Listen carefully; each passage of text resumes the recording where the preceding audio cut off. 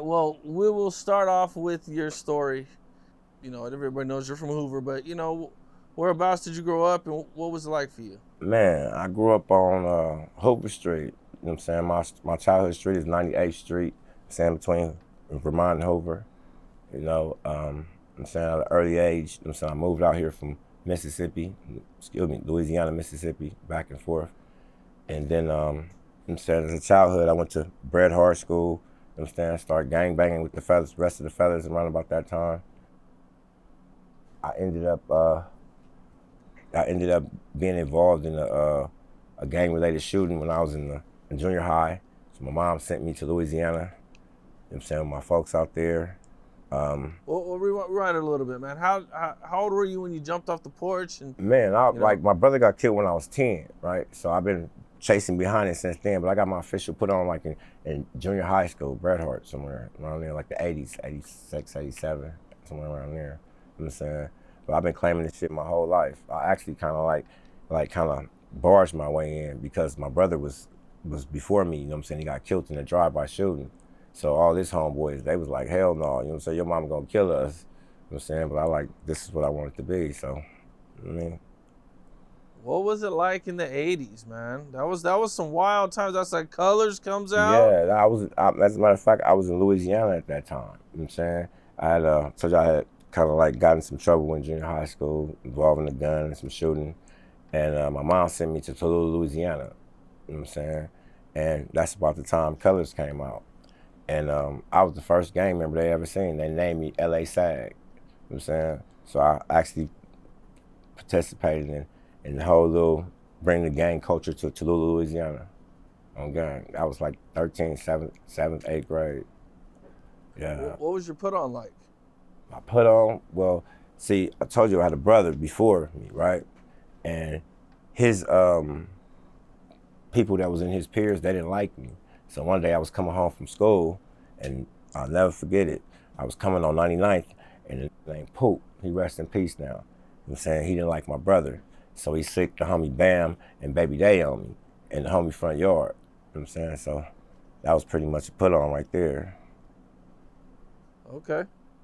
No. Okay, now you know, how does that affect you growing up? You're only 10 years old and your brother gets killed. That's Well, man, I mean, shit, like that was like, it changed my whole family. Like it changed my whole family dynamics. You know what I'm saying? Like my brother was like the hero of the whole neighborhood. You know what I'm saying? Like I said, we came from Louisiana. You know what I'm saying? My mom came out here, you know what I'm saying, and got her cosmetology license. You know what I'm saying? So she had a little hair shop.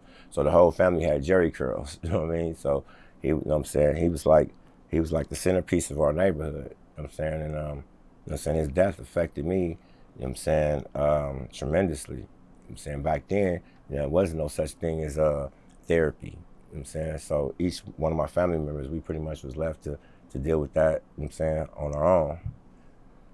How old were you when you first seen like your first extreme violent situation? Shit. Like, I mean, I'm off of Figueroa, so I mean, like, we always seen shit like that, dead bodies and shit like that. Like, you know what I'm saying, I mean, that's growing up in the side. You know, that's what's gonna happen. Like, and at this time, Hoovers are still Crips or are yes, Crips at yes, the time. yes. Like, yes, that's a whole big old situation. I don't see if you see it on the internet already about the Hoover Crips and all that stuff. Yes, the Crips. That's what I actually got jumped on, Hoover Crip.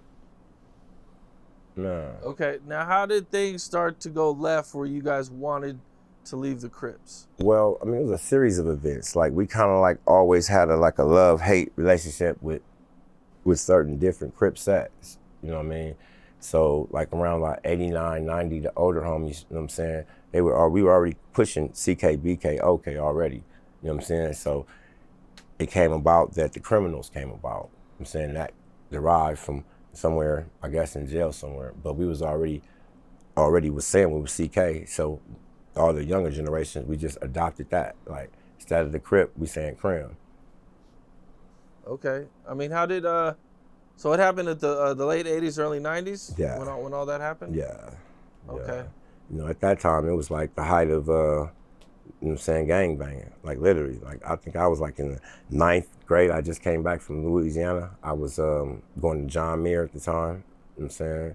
And, yeah, it was gang banging in real life. Like, the 5'7", that's when they just turned 60s. You know what I'm saying? Like, it was just like a whole little situation going on, you know? So you moved back around that time, and what's it like for you when you moved back? Man, it was kind of like my mom had moved me from, you know what I'm saying, my neighborhood, you know what I'm saying, to H.A. Gangsterhood. I moved on 71st and Budlong. So, you know what I'm saying, that was her way of trying to get me away from all the gang violence and, you know what I'm saying, my brother friends and my homies and things like that. So, you know what I'm saying, like when I got back in the 90s, like I had to kind of like catch up on things. You know what I mean? Like, cause like it was moving fast. This is the height of gangbanging season. You know what I'm saying?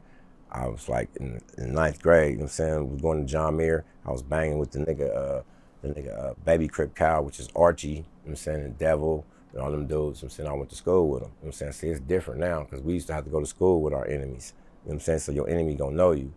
You know what I mean? So, you know what I'm saying? I went through the whole little situation with that. And John Muir was kind of crazy because, like, on the 60th side, you had the Brims.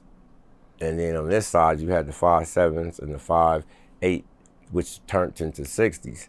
So I'm going to school there. So we got to, either way we go to school, we got to go to school and walk through their hood, either way. You know what I'm saying? That was the first time I ever seen, you know what I'm saying, the Bloods and Crips team up. You know what I'm saying? Back then, you know what I'm saying, we used to catch the bus and the Brims and the Menlos used to be waiting on us at the bus stop together.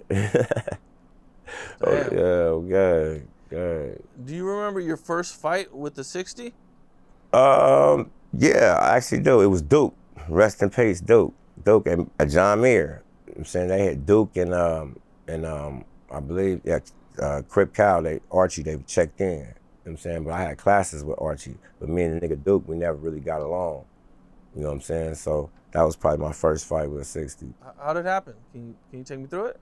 Basically, like, you know what I'm saying, they was at our school. Like, we considered that our school. You know what I'm saying?